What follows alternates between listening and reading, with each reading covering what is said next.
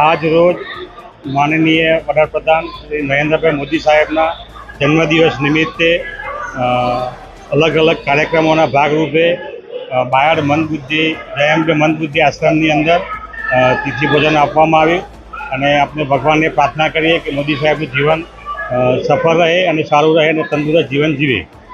ભારત માતા કી જય.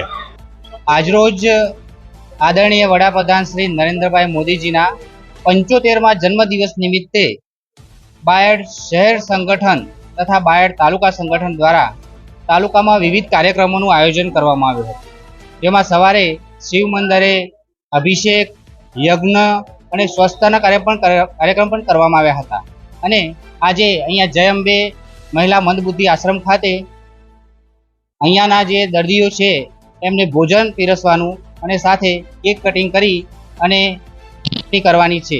અને નરેન્દ્ર મોદી સાહેબનું જીવન દીર્ઘાયુ અને સ્વસ્થ રહે એ માટે સૌએ પ્રાર્થના કરવામાં આવી.